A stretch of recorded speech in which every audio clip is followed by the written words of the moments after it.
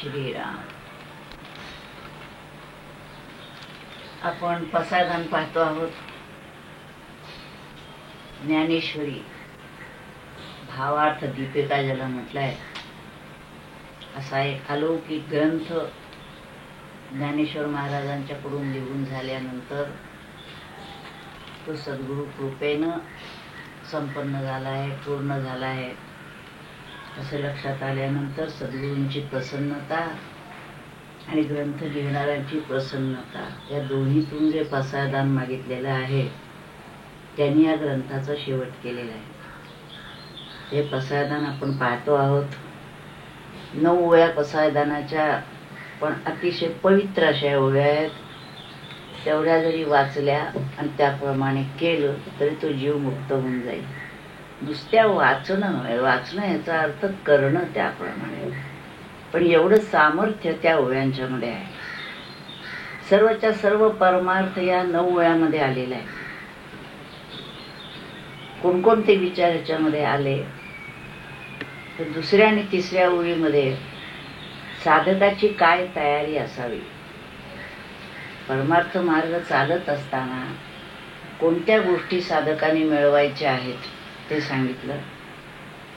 आणि 4थ्या, 5व्या, 6व्या ओळीमध्ये साधकाने जरी तयारी केली तरी देखील सद्गुरूंशिवाय पूर्णत्व येत नाही.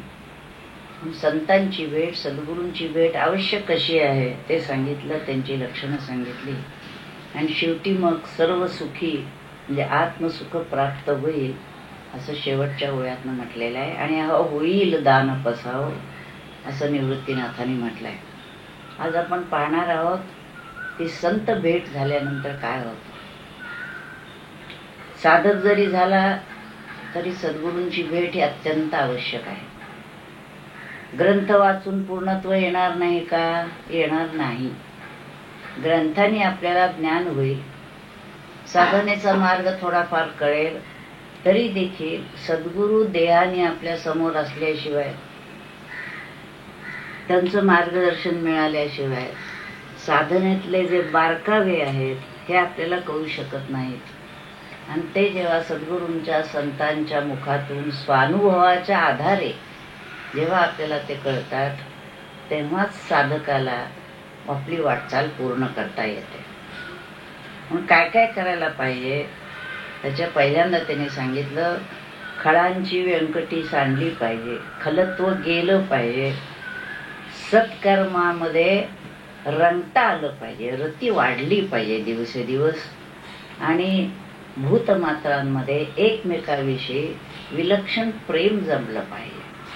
आपण पाहिलं एका पुढे एक या स्थिती आहे.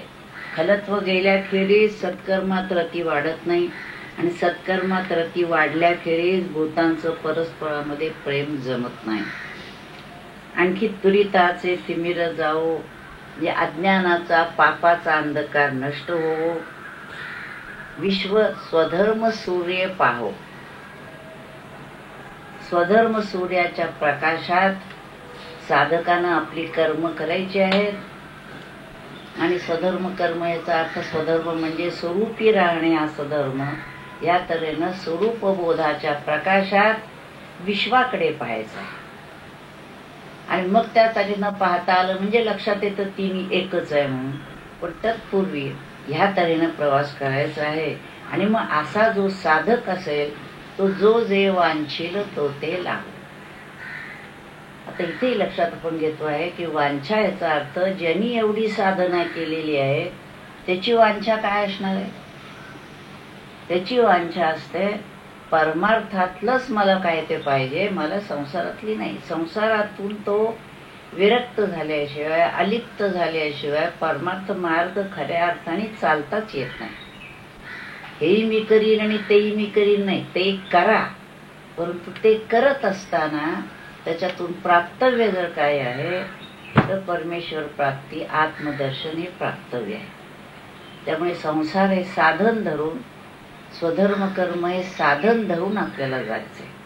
मग अशा साधकाची इच्छा म्हणजे वांछा काय असं विचारा, सद्गुरू भेटावेत.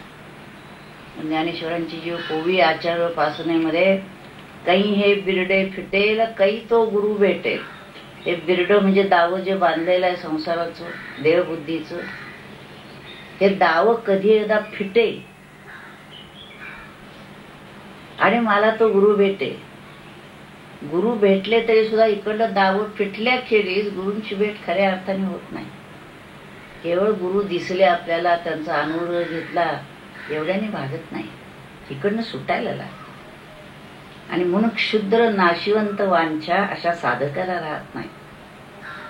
म्हणून अशा तऱ्हेनं ज्या साधकाची तयारी झालेली आहे त्याला आता संतांची भेट आवश्यक आहे. संतांची भेट तरी कशासाठी?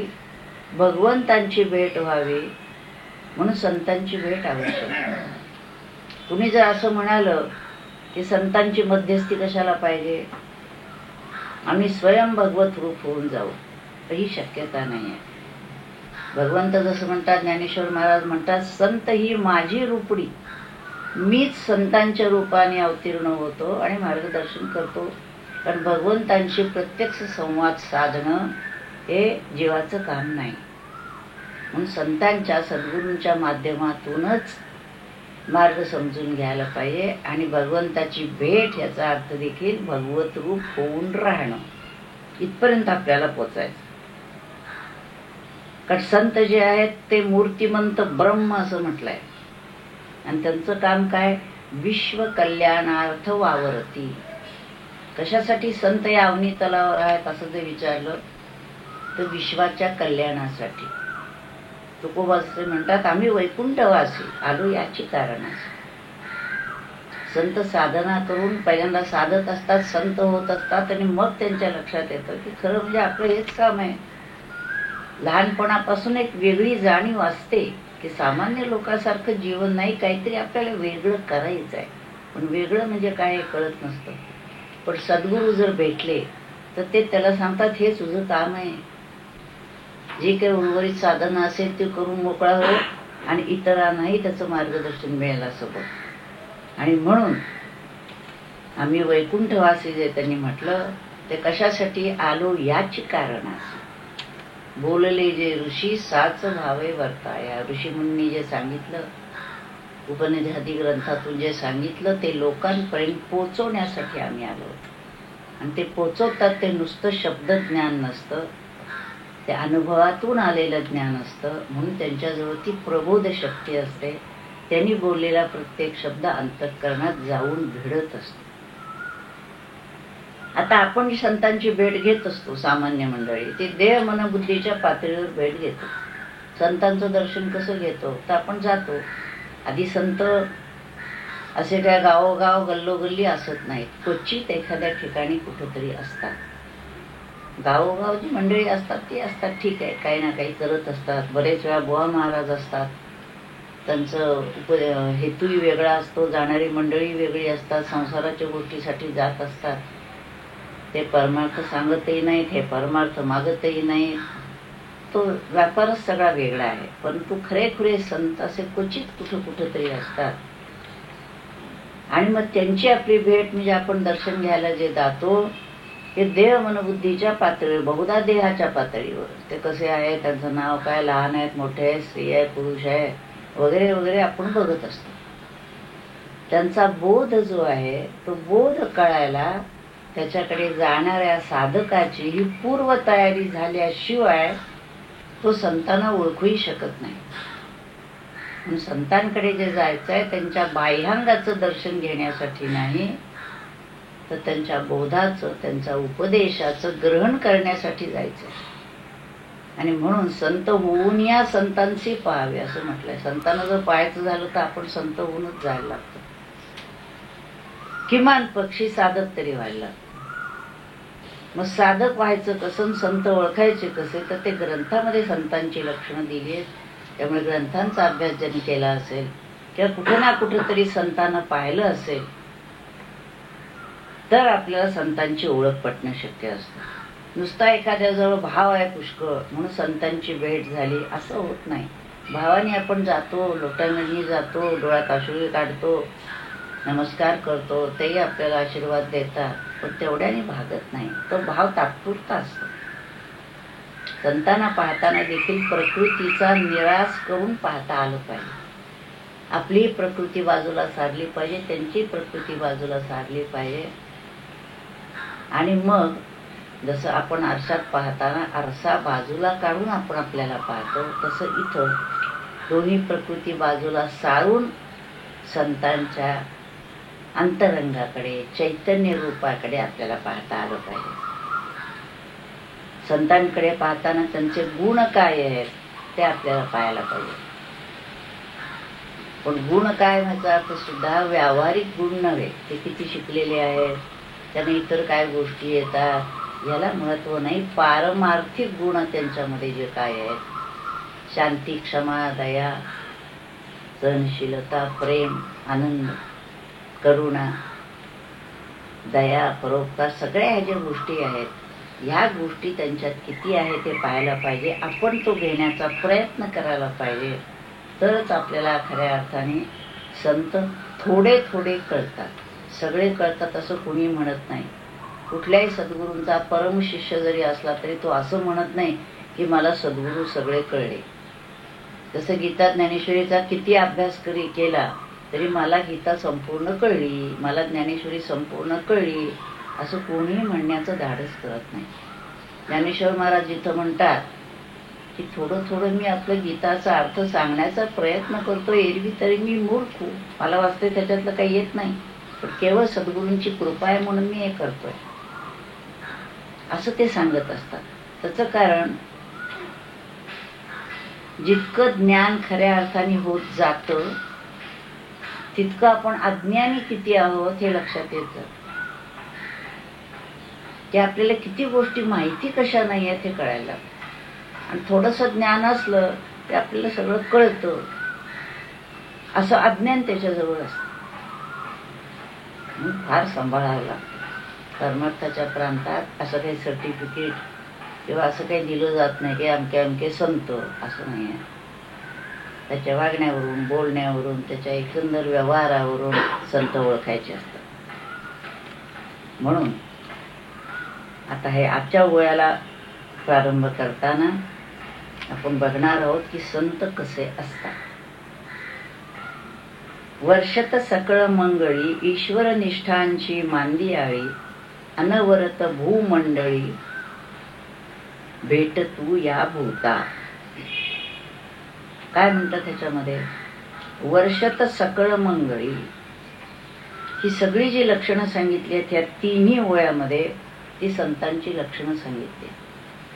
त्याच्या आधी आपण थोडं असं समजावून घ्यायला पाहिजे की संतांच्या भेटीचं महात्म्य काय आहे, संतांची लक्षणं काय आहेत, त्यांना ओळखायचं कसं, आणि संत भेटल्यानंतर आपल्याला काय मिळतं, परिणाम काय होतो खऱ्या संत भेटीचा, हे जर समजून घ्यायचं झालं तर संत भेटीचं महात्म्य सांगायचं झालं तर त्याच्यामध्ये ते काय म्हणतात, संत आपल्याला काय करतात भेटल्यानंतर, संतांच्या संगतीत आपल्याला परमार्थ सुलभ होतो.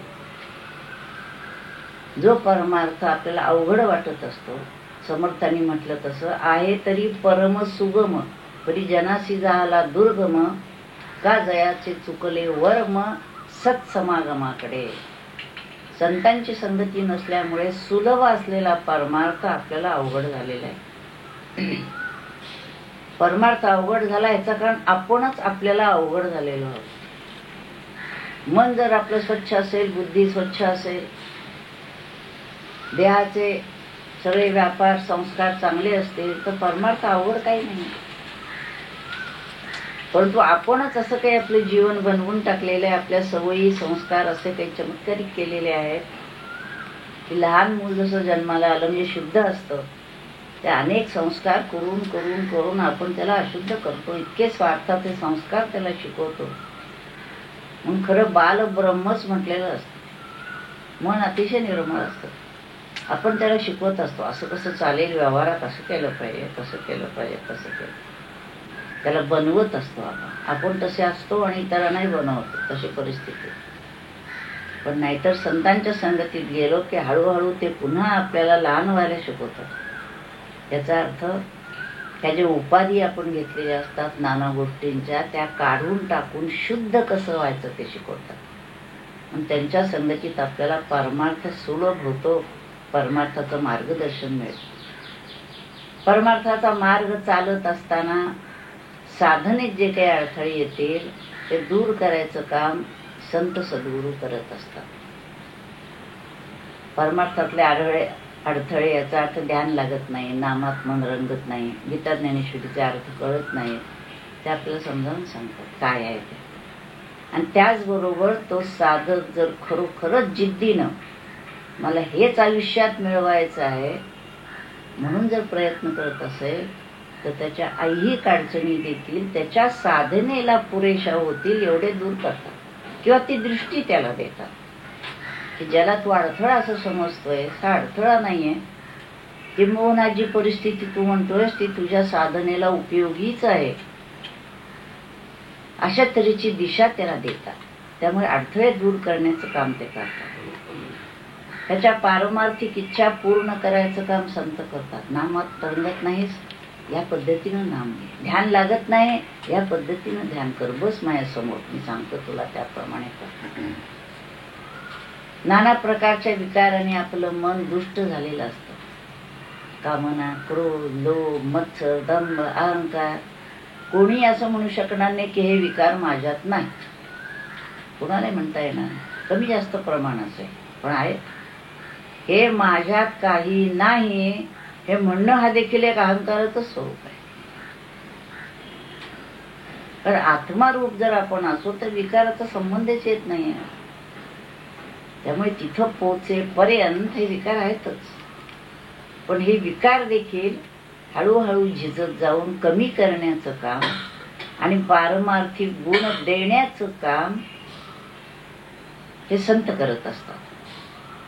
आणखी काय करतात तर सामान्य जीव जो देहोहम ह्या बोधावर असतो म्हणजे अज्ञानात असतो की मी देह आहे, इथून त्याला काढून म्हणजे हा जो संकोच केलेला असतो त्यांनी की मी हा देह, हे माझं घर, ही माझी मुलं, हा माझा बँक बॅलन्स, हे माझं शिक्षण, संकुचित झालेला असतो. इथून त्याला बाहेर काढून तू देह नसून तू आत्माच आहेस, तू सर्व व्यापी आहेस. तेव्हा देहापुरता संकोच टाकून तू व्यापक हो. हे विश्वची माझे घर, सर्वच तुझे आहेत, किंबहुना तूच विश्वरूपाने नटलेला आहेस, असा बोध हळूहळू हळूहळू त्याला देणं, त्याचा बोध येतोय का नाही असा प्रयत्न करणं आणि त्या बोधापर्यंत नेणं, हे सगळं सामर्थ्य सद्गुरूंचं असतं. म्हणून देहाचा संकोच टाकून त्याला व्यापक करण्याचं काम ते करत असतात. त्याचबरोबर सत्वरजतमातले रजतम कमी करून सत्वगुण वर्धिष्णू करणं आणि पुणे सत्वगुणातला देखील अहंकार जाऊन त्याला गुणातीत देहातीत करणं, हे कामे संत करत असतात. तर गुणातीत झाल्याशिवाय आत्मरूप नाही, देहातीत झाल्याशिवाय आत्मरूप नाही. म्हणून देहातच असताना देहीच विदेही भोगू दशा, देहातच असताना विदेहावस्था कशी भोगायची, सर्व संसारात असतानाच अलिप्तता कशी प्राप्त करून घ्यायची, हे संतांच्या संगतीत कळतं. संत तुकोबांचा एक अभंग आहे त्याप्रमाणे रवी दीप हिरा दावती देखणे, सूर्य दिवा हिरा हे आपल्याला प्रकाश देतात, पण अदृश्य परमात्मा जो आहे तो सूर्यही दाखवू शकत नाही, दिवाही दाखवू शकत नाही, कुठल्याच प्रकाशामध्ये जे दर्शन होत नाही, तो अदृश्य परमात्मा दृग्गोचर करून देण्याचं काम संत सद्गुरू करत असतात. म्हणून संतांचं वैशिष्ट्य. आणि त्यामध्ये मग काय जर होत असेल तर जन्म जन्माचं खंडन होतं, मोक्ष प्राप्ती होते जीवाला. म्हणजे जीवाला आपलं स्वरूप कळतं आणि लक्षात येतं की मला जन्मच नाही तर मला मृत्यू कुठला. म्हणून अशी निर्भय अवस्था, भयरहित अवस्था, निरहंकारी निर्मत्सरी अवस्था ती त्या साधकाला प्राप्त होते. हे सगळं संतांच्या संगतीत होत असल्यामुळे संत भेट ही साधकाला अत्यंत आवश्यक आहे. कारण जीवनाला पूर्णत्व पाहिजे त्यांच्यामुळे, आणि म्हणून हे संतांच्या भेटीचं महात्म्य. आता हे भेटीचं महात्म्य आपल्याला कळलं, संतांचं महात्म्य कळलं, पण संत ओळखायचे कसे? त्यांनी काय दाढी वाढवली पाहिजे, जटा वाढवल्या पाहिजेत, काय टिळा माळा सगळं केलं, कपडे बदलले म्हणजे संत म्हणायचं का? संतांना ओळखायला मगाशी म्हटलं त्याप्रमाणे किमान साधक हवा. ज्ञानेश्वरी, दासबोध यासारख्या ग्रंथातून सद्गुरूंची संतांची जी लक्षणं सांगितली ती बघायला पाहिजे. दासबोधामध्ये पहिल्या दशकामध्ये संत स्तवन नाम समास आहे, सद्गुरु स्तवन नाम समास आहे. त्या दोन्ही समासामध्ये संतांची लक्षणं सांगितली, सद्गुरूंची लक्षणं सांगितली. ती जर आपण बारकाईनं वाचली तर आपल्या लक्षात येईल की त्यांचं बाह्यांग पाहायचं नाही, त्यांचा बोध, वागणं, बोलणं, उपदेश देखील पारमार्थिक उपदेश, सांसारिक उपदेशा गौण असतो. तर त्याच्यावरून आपल्या लक्षात येईल. ज्ञानेश्वरीतली नमनं सगळी आहे ती त्याच अर्थाची आहे. समर्थांनी तसंच केलेलं आहे. त्यामुळे तेही म्हणतात त्या ठिकाणी की संत कसे मूर्तिमंत ब्रह्म.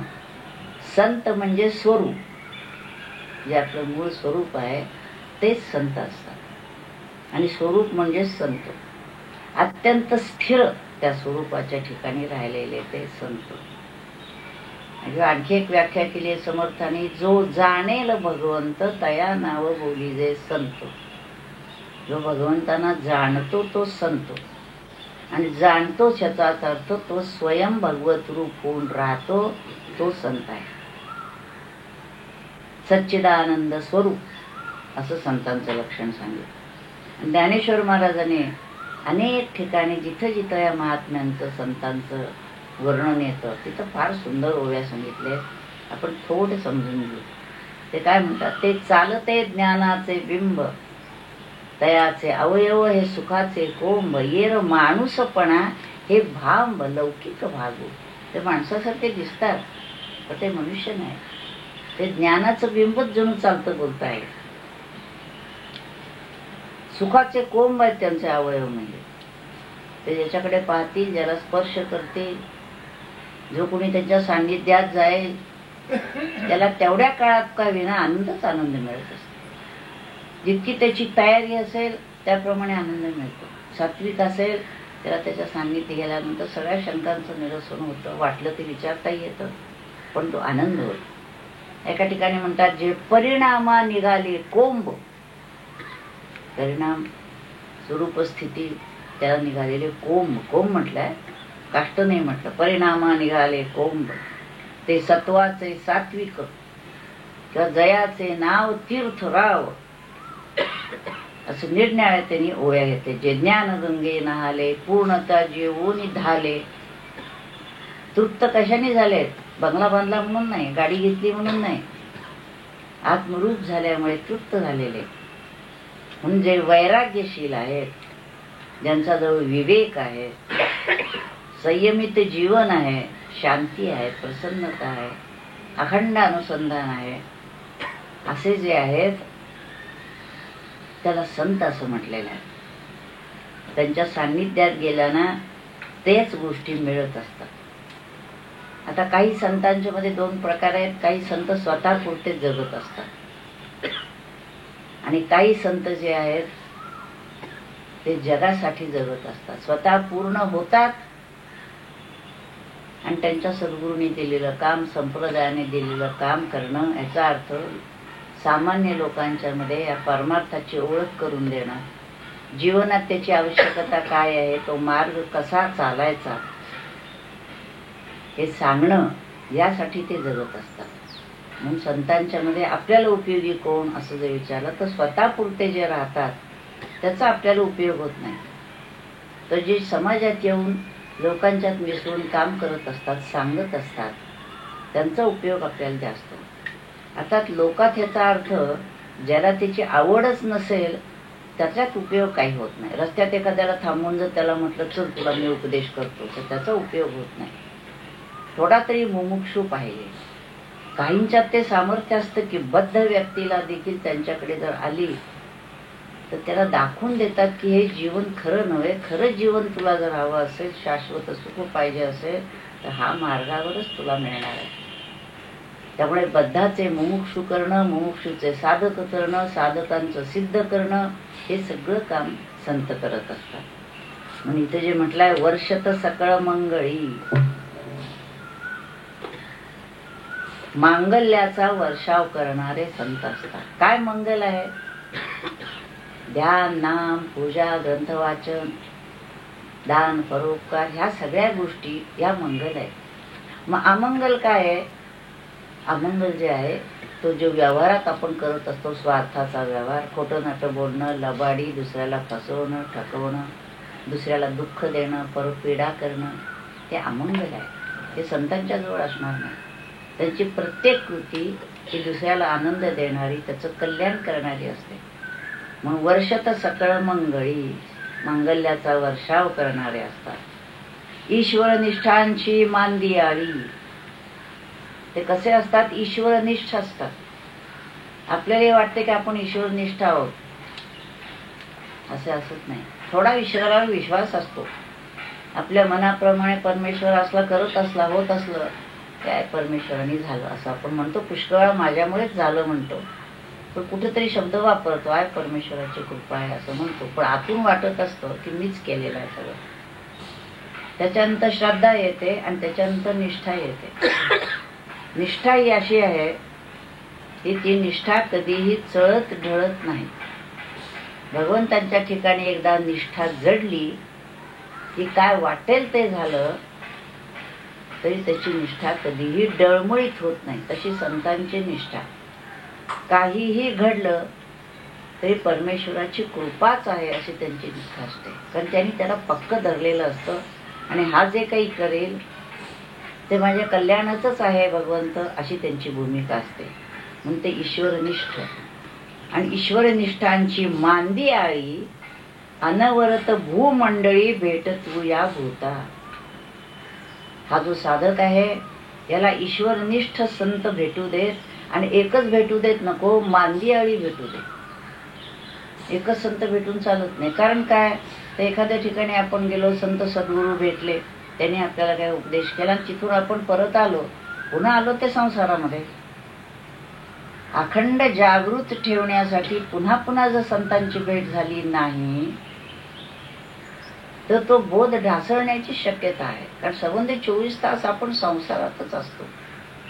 जरा कुठं त्याला रोपला बी लावावं, पेरावं आणि पाणीच नाही त्याला, असं जर झालं तर न चालत, रोज पाणी घालावं लागतं. तसं संत पुन्हा पुन्हा पुन्हा पुन्हा भेटले पाहिजे. काही भाग्यवान जीव असतात की ज्यांना संतुरू रोज भेटतात, रोज त्यांना सारखं जागृत ठेवण्याचं काम करतात. त्यांची वाटचाल लवकर होते, त्यांची इच्छा असेल तर आणि प्रयत्न असेल तर.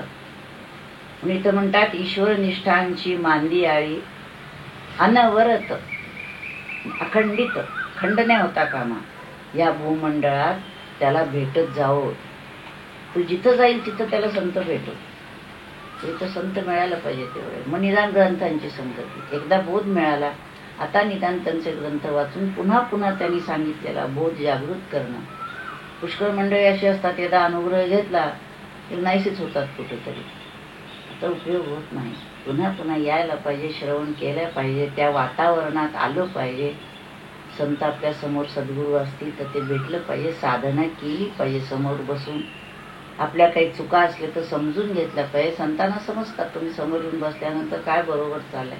बारीकशा वागण्यातून देखील कळतं की याचं वागणं बरोबर आहे का नाही आहे, हा योग्य मार्गाने चाललाय का नाही चाललाय.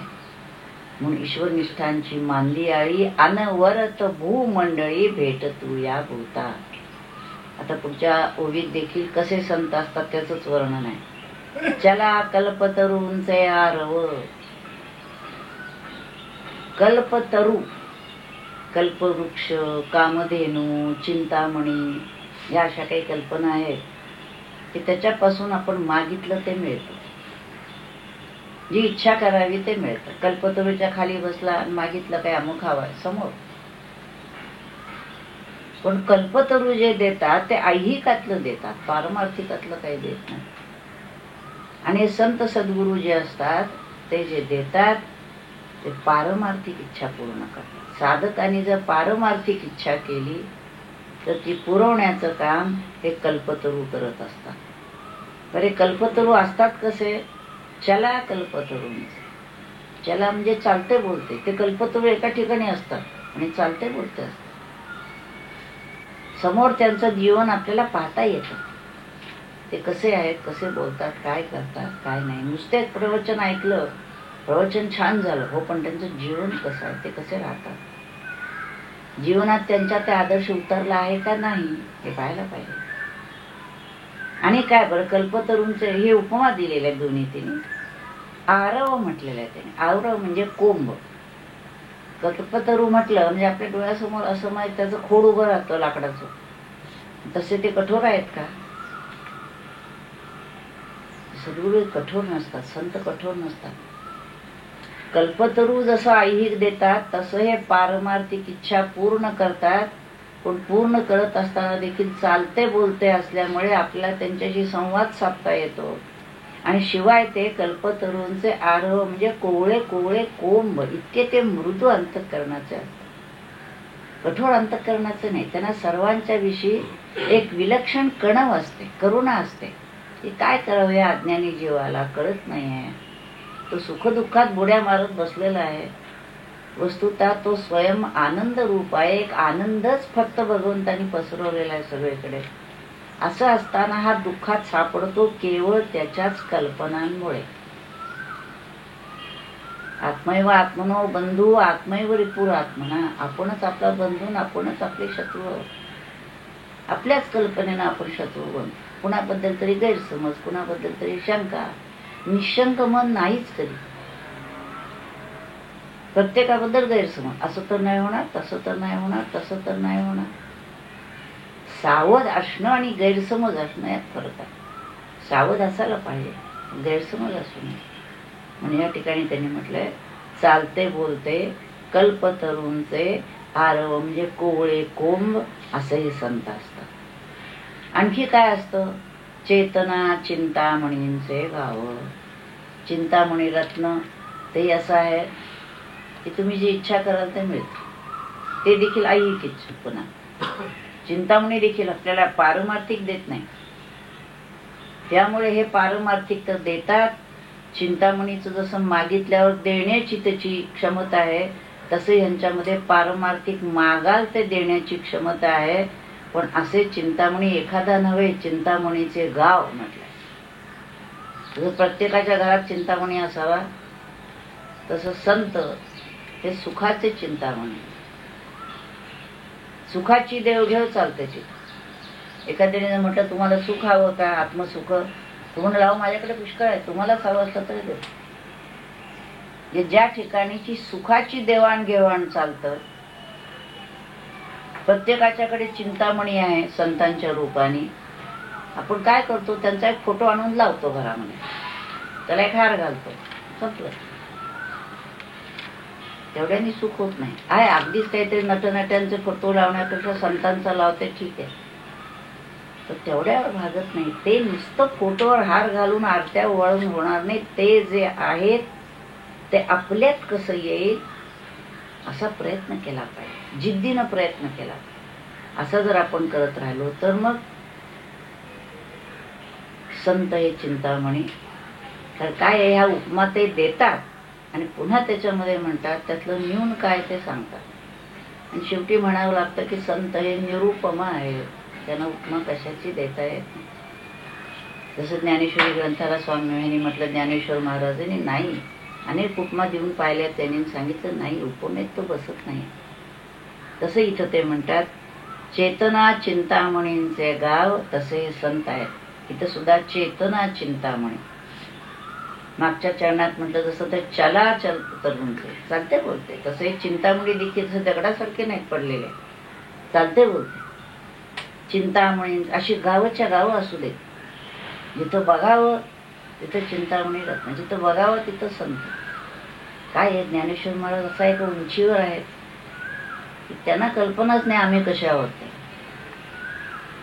आम्ही ज्या पातळीवर आहोत तिथं आम्हाला एक देखील चांगलं दिसत नाही आणि असं ते नाही. ते ज्या पातळीवर आहेत, निवृत्तीनाथ, सोपान, मुक्ताबाई, नामदेव महाराज, सगळे संत त्या मांदियाळीत बसलेले आहेत. ते त्यांना असं वाटतं की दुर्जन असणार कुठून, सगळे संत तरी अनुभव घेत होते गावातल्या मंडळींचा. पण त्या ठिकाणी सुद्धा बुद्धी अशीच होती की हे जे काही करतायत हे अज्ञानाच्या पोटी करतायत. म्हणून त्यांच्याबद्दलची करुणा कळवळा होता. म्हणूनच हे ग्रंथ लिहिले की हे वाचून निदान कुणी ना कुणीतरी अज्ञान दूर व्हावं. आणि आत्ताच असं नव्हे तर पश्चात जे जे कुणी हे ग्रंथ वाचतील असे शेकडो जीव धरून जावेत ह्यासाठी ग्रंथरचना केली. केवळ प्रवचन करून थांबले नाहीत.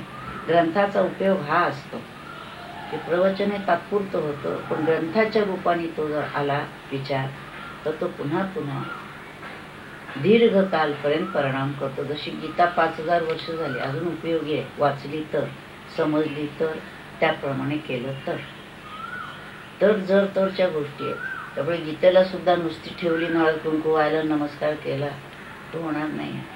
लक्षात घेतलं. चेतना चिंतामणीचे गाव बोलते जे अर्णव पियुषाचे. आणखी कसे असतात संत हे? पियुष म्हणजे अमृताचे अर्णव, सागर. चालते बोलते बघायचं त्या ठिकाणी. वरती चेतना म्हटलंय, चला म्हटलंय, इथं बोलते म्हटलंय. सात आणि मवाळ मितले आणि रसा शब्द जैसे कल्लोळ अमृताचे. असं ज्ञानेश्वर महाराजांनी म्हटलं. कसे बोलतात ते? सात सत्य आहे, मवाळ मृत्यू आहे. खरं आहे पण मृत्यू आहे. नाही तर आपण म्हणतो मी खरं काय ते सांगून टाकलं. हो हो, पण तेच जे सांगायचं आहे ना ते जर नीट शर्करा गुंठीत शुगर कोटेड असं करून जर त्याला सांगितलं, मुलालाच सांगायचं आहे म्हणजे तोंडात दिली पाहिजे असं नाही. गोड बोलून त्याला जर सांगितलं तर त्याला कळेल ना. कुठल्याही व्यक्तीला जे सांगायचं ते गोड बोलून जर सांगितलं त्याचा परिणाम जास्त होतो. पण इथं ते म्हणतात संत कसे आहेत? बोलते जे अर्णव पियुषाचे, अमृताचे सागर आहेत. चालते बोलते अमृताचे सागर आहेत. जे त्यांच्या सान्निध्यात गेल्यानंतर जे अमृत प्राशन केलं जाईल त्याने तो जीव अमृतत्वालाच प्राप्त होईल. देह जाणारच आहे नाहीतरी केव्हा ना केव्हा तरी. पण देहाबरोबर मी जाणार अशी जी जीवाची कल्पना आहे, भ्रांती आहे, ती जाऊन जीवाला लक्षात येईल देह जाणार आहे, कधीही जाणार आहे, पण मी मात्र अमर आहे. असं अमरत्व त्याला प्राप्त करून देण्याचं सामर्थ्य या संतांच्या मध्ये. नंतर एक ओवी आहे. चंद्रमे जे अलांछन मार्तंड जे तापहीन ते सर्वाही सदा सज्जन सोयरे होतू. आणखी संत कसं आहेत? चंद्रम्यासारखे. पुन्हा ही उपमा देऊन बघतायत. चंद्रमा कसा आहे? प्रकाश देतो पण शीतल आहे. प्रकाश म्हटलं म्हणजे उष्ण असतो साधारणतः, तसं नाहीये. तो प्रकाश देणार आहे, शीतल आहे. चंद्रम्याच्या प्रकाशाने वनस्पतींचं पोषण होतं, सर्वांना आनंद मिळतो. चकोर पक्षी चंद्राकडे पाहत त्यातल्या किरणाने पोट भरत असतं. तसं जे साधक आहेत त्यांना ह्या संतांच्याकडून जे काही मिळतं, चंद्रकिरणासारखे शीतल किरण उपदेश मिळतो, त्यांनी त्या साधकाचं चित्त अंतःकरण तृप्त झालं पाहिजे, शांत झालं पाहिजे. चंद्रमेची उपमा त्यांना दिली आहे. पण चंद्रा सगळं आहे पण चंद्राला लांछन आहे, डाग आहे त्याच्यावर. हे चंद्रमाच आहे पण अलांछित चंद्रमा. याला लांछन नाही आहे कसलं. चंद्रासारखे सर्व गुण आहेत आणि शिवाय अलांछित आहेत. हे त्यांचं वैशिष्ट्य आहे. अलांछित चंद्रमा. चंद्रमे जे अलांछन मार्तंड जे तापहीन. सूर्यासारखे आहेत. सूर्य उगवला की सगळ्या विश्वातला अंधकार दूर होतो, प्रकाश पडतो. सूर्य मावळतो तसं एकदा ज्ञान झालेलं सद्गुरूंच्या कृपेनं मावळत नाही. आणि तापहीन मार्तंड आहेत. ते प्रकाश देत आहेत पण सूर्याचा जसा ताप आहे, उष्णता आहे, हे यांच्याजवळ नाही. तापहीन आहे. प्रकाश तर आहे परंतु त्याचा त्रास तर नाही. अज्ञानाचा अंधकार दूर करून ज्ञानाचा प्रकाश देणारे तेजो भास्कर. असे संत आहेत. म्हणतात मार्तंड तापहीन, म्हणून अलांछित चंद्रमा, तापहीन मार्तंड. ते म्हणजे असे जे संत आहेत ते काय व्हावं त्याने, सर्वाही सदा सज्जन सोयरे होतो. असे जे संत आहेत ते सर्वांचे सोयरे व्हावे. नुसते लांब नाही टेना ठेवायचं. आपण सोयरा म्हणतो म्हणजे काय, सोय जाणतो तो सोयरा. आपल्याला कुठेतरी गावाला जाऊन उतरायचं असलं म्हणजे ते नाही, अगदी आमच्या जवळचे. काय झालं, आमच्या सुनेच्या मावशीच्या जावयाचे कुणाचे कोण कुठेतरी ओळख काढतो, काही संबंध नसतो करून. असले सोयरे नाही. ते सोयरे म्हणजे सखा सोयरा. म्हणून संत हे आमचे सोयरे होऊ देत, नातेसंबंध त्यांच्याशी जोडू दे आमचा, की ज्या योगे ते कल्याणच करतील. बर कुणाचं करतील मग, फक्त साधकांचं? सर्वाही हे ज्ञानेश्वर महाराजांचं वैशिष्ट्य. बाकीचे संत बोलताना हरिदासांच्या पुरतं बोलतात, आपल्या पुरतं बोलतात, असं नाही. ज्ञानेश्वर महाराज म्हणतात सर्वाही, सर्वांचे, सर्व प्राणी मात्राचे सोयरे होऊ दे. किती वेळ? सदा. संतांच्या वाङ्मयातला एकही शब्द फालतू फालतू नसतो. ते संत सर्वांचे सदोदित सोयरे होतो. सज्जनीचा अर्थ नुसता जेंटलमन नव्हे, सत्यजन. हे सज्जन जे आहेत, संत जे आहेत, अखंड सत्स्वरूपात रमून गेलेले, अखंड अनुसंधानात असलेले, तोच मी या बोधात आहेत, पुन्हा खाली जीवभावावर देहभावावर येऊन समाजासाठी काम करतायत. ऐंशी कळवळ्याची जाती लाभावी न करीत प्रीती. कळवळा जो आहे त्यांना काही लाभ नसतो कुणाकडनं, पण प्रेमच करणं हा स्वभावच त्यांचा. सर्वांच्यावर कृपा करणं हा त्यांचा स्वभावच झालेला असतो. तो काय मला देणार म्हणून मी किती प्रेम करू, काय किमतीचं प्रेम करायचंय असं नाही. त्यांनी प्रेम नाही करायचं तर करायचं काय दुसरं? ते म्हणतात दुसरं करायचं काय? प्रेम करायचं आहे पण ममत्वात अडकायचं नाही. सर्व माझे आहेत, मी सर्वांचा आहे, पण मी कुणाचाही नाही आहे. समजून घ्या कुठल्या पातळीवर आपल्याला जायचंय ते बघा. म्हटलं तर मी सर्वांचा आहे. कशासाठी? त्यांच्यासाठी मला काही करता आलं तर. पण मला कुणाकडून काही पाहिजे असं जर विचारायचं असेल तर मी कुणाचंही नाही. मला काय हवं? काय येऊ नये आम्हा पांडुरंगा पाहिजे. अशा पुरुषाला काय हवं असतं? काय बंगला पाहिजे, गाडी पाहिजे, खायला पंचपक्वान्न पाहिजे, उत्तम कपडा पाहिजे? काय नको. त्याची जी गरजेपुरतं आहे, जी जशी आहे स्थिती तैशा परी राहे. ज्या स्थितीत ज्याला ठेवलं असेल, झोपडीत असले झोपडीत काजवळते, त्याच्याशी संबंधच येत नाही कुठे. किंबहुना बाहेर आपली देहाची उपाधी जी आहे ही तरी चांगली आहे का व्याधीग्रस्त आहे, इकडेही त्यांचं लक्ष नाही आहे. ते म्हणतात ठीक आहे, जी जशी असेल ती त्या स्थितीत त्याचं काम चाललंय ना, ठीक आहे. म्हणून ही जी स्थिती आहे ह्या स्थितीचा अनुभवच घेतला पाहिजे, त्याशिवाय करणार. या ठिकाणी ते म्हणतात ते सर्वही सदा सज्जन सोयरे होतो. आणि 3 ओव्या जे आहेत ते बघा आपण. वर्षत सकळ मंगळी ईश्वर निष्ठांची मांदी आळी, अनवरत भूमंडळी भेट तू या भूता. चला कल्पतरूंचे आरव, चेतना चिंतामणीचे गाव, बोलते जे अर्णव पियुषाचे. चंद्रमे जे अलांछन, मार्तंड जे तापहीन, ते सर्वाही सदा सज्जन सोयरे होतो. हरि ओम.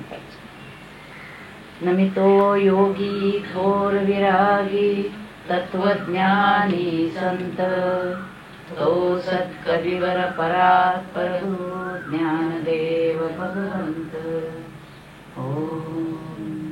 ओम ईशावास्यमिदं सर्वं यत्किंच जगत्यां जगत्, तेन त्यक्तेन भुञ्जीता मा गुरुदत्तस्य स्विष्टनम्.